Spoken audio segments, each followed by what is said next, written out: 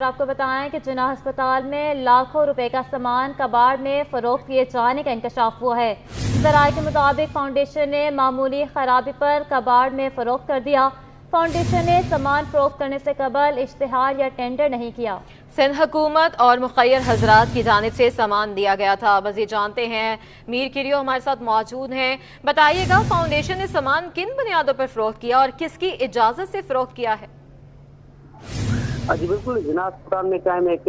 نجی فلاحی ادارے نے جو ہے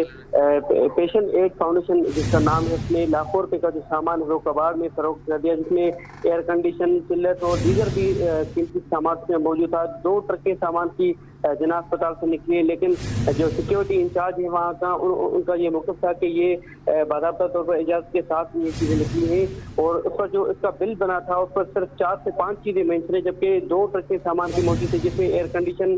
چلر اور دیگر بھی اہم سامان اس میں موجود تھا۔ جناح اسپتال کی جو انتظامیہ ہے اس سے یہ اجازت لی گئی تھی یا نہیں لی گئی تھی، اس پر ابھی تک کوئی ہمیں جواب نہیں ملا تھا۔ ہم ان سے رابطہ کرنے کی کوشش کر رہے ہیں، باضابطہ جو ان کا آفیشلی موقف آئے گا وہ بھی ہم جو ہے اس سے بھی آگاہ کریں گے ہمارے ناظرین کو۔ لیکن یہ جو فلاحی ادارہ ہے اس کو سندھ حکومت اور جو مخیر حضرات ہیں وہ جو ہے پیسے دیتے ہیں، اس کو فنڈ کرتے ہیں، اس کو چلاتے ہیں، لیکن یہ جو فلاحی ادارہ ہے اس میں بغیر کوئی ٹینڈر دیے، بغیر کوئی اخبار میں ٹینڈر دیے، نوٹس دیے جو سامان کباڑ میں بیچ ڈالا ہے، جس میں اہم چیزیں شامل تھی، لیکن جو گیٹ پاس ہے اس کا گیٹ پاس پر صرف 4 سے 5 چیزیں مینشن ہے، جبکہ پوری 2 ٹرک کے سامان کی وہاں سے نکلی ہے، جس کا کوئی ٹینڈر نہیں جاری کیا گیا، کوئی جو ہے ٹینڈر نوٹس طلب نہیں کیا گیا، بغیر کسی ٹینڈر کے جو ہے یہ سامان فروخت کر دیا گیا۔ جی اچھا میر کریو، یہ بتائیے گا کہ اس سامان میں کون کون سی چیزیں شامل ہیں؟ دوسرا یہ بھی بتائیے گا کہ اسپتال انتظامیہ کی جانب سے کوئی موقف سامنے آیا؟ جی بالکل، ہم ہسپتال انتظامیہ سے رابطہ کرنے کی کوشش کر رہے ہیں۔ ہم نے جو ان کا آفیشیل PRO ہے ان سے بھی موقف لینے کی کوشش کی، تاہم انہوں نے یہ کہا کہ ہم کچھ دیر میں آپ کو اپنا آفیشیل جو موقف ہے وہ بھی جاری کریں گے۔ تاہم سامان میں جو چیزیں تھیں، ایئر کنڈیشن تھی، چلر ہے، کچھ جو ہے جو پلاسٹک کی چیزیں شامل ہیں، اسٹینڈنگ سے جو اسپتال ایمرجنسی میں شامل ہوتی ہے وہ چیزیں شامل ہیں، کافی اس میں چیزیں شامل تھا۔ یہ مینشن نہیں کیا گیا کہ مزید 2 ٹرکوں میں اتنی بڑی 2 ٹرکیں بھری تھی، اس میں کیا کیا چیزیں تھیں، لیکن جو آفس سے ان کا جو لے آؤٹ سامنے آیا، اس کا جو بل سامنے آیا، اس میں صرف 5 چیزیں شامل ہیں جس کا ہم نے ذکر کیا تھا۔ 2 ٹرکوں میں ابھی تک یہ ذکر نہیں کیا گیا کہ 2 ٹرکوں میں اتنا بڑا کیا کیا سامان شامل تھا۔ اچھا میر کریو، ہم نے دیکھا کہ پہلے بھی زکوٰۃ اور خراج سے ملنے والے لاکھوں روپے کے سامان کی فروخت کا ریکارڈ ہی موجود نہیں ہے، تو اب پھر وہی ریپیٹ ہو رہا ہے، تو کوئی